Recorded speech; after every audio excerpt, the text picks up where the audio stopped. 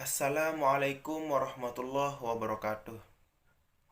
Perkenalkan, nama saya Syahlan Ilmi dari kelas PAI semester 4A. Tujuan dari pembuatan video ini untuk memenuhi tugas dari mata kuliah Fikih Muamalah yang diampu oleh Bapak Ansori MPD.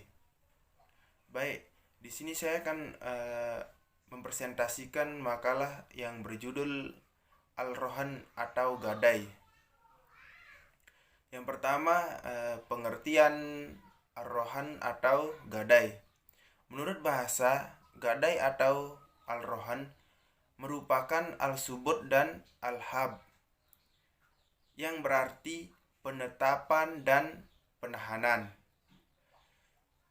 Yang kedua, menurut syariah, Al-Rohan berarti menahan sesuatu barang dengan cara yang dibenarkan, yang memungkinkan ditarik kembali. Rohan juga berarti menjadikan barang yang mempunyai nilai harta menurut pandangan syariah sebagai jaminan hutang. Kita beralih ke dasar hukum Ar-Rohan. Dasar hukum Ar-Rohan yang pertama ada Al-Quran. Yang kedua ada Al-Hadis atau As-Sunnah. Yang ketiga ada Ijma'. Baik, kita beralih ke rukun dan syarat Rohan. Adapun beberapa rukun Rohan. Yang pertama ada Rahin atau Ar-Rohin, yang berarti menggadaikan, orang yang menggadaikan.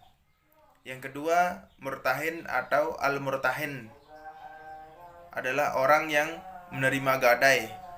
Yang ketiga, ada Marhun atau Al-Marhun, yang berarti barang gadai. Yang keempat, Marhun bih atau Al-Marhun bih, yang berarti hutang. Yang kelima, ada Syigot atau ijab qabul.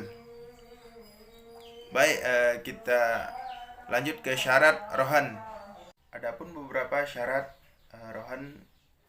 Yang pertama ada syarat yang pertama, untuk kedua belah pihak antara Rahin dan Murtahin memiliki syarat harus paham dengan akad yang dilaksanakan keduanya, berakal sehat atau sudah balik. Syarat yang kedua, syarat untuk barang yang akan digadaikan, yaitu barang tersebut harus ada wujudnya ketika akad sedang berlangsung. Namun jika barang tersebut tidak berwujud, bisa menunjukkan barang bukti kepemilikannya seperti surat tanah atau sertifikat tanah. Syarat yang ketiga, syarat untuk syigot atau ijab qabul. Hendak lafaz yang diucapkan dalam ijab qabul ini jelas, yang bisa dipahami oleh pihak yang berakad. Syarat yang keempat,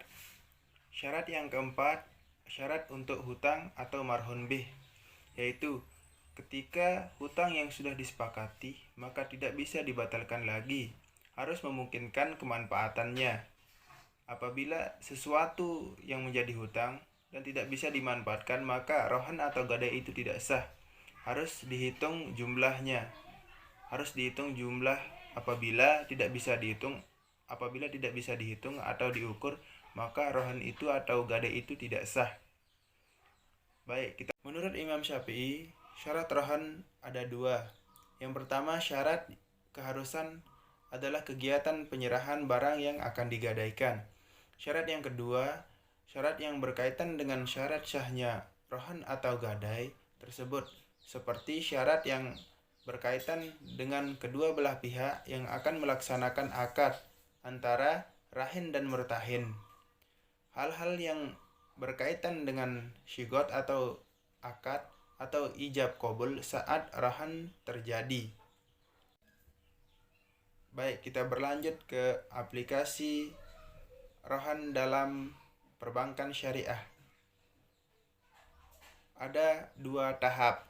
Tahap yang pertama, tahap pengajuan. Pada tahap ini seorang nasabah apabila ingin mendapatkan pinjaman dari Pegadaian Syariah, ia harus datang dengan memenuhi beberapa syarat. Syarat yang pertama, membawa barang gadai dan membawa persyaratan seperti fotokopi KTP atau identitas nasabah. Tahap yang kedua, tahap perjanjian atau menyepakati rahon atau gadai atau menandatangani perjanjian tersebut. Baik, hanya ini yang dapat saya sampaikan. Sekian dari saya. Wassalamualaikum warahmatullahi wabarakatuh.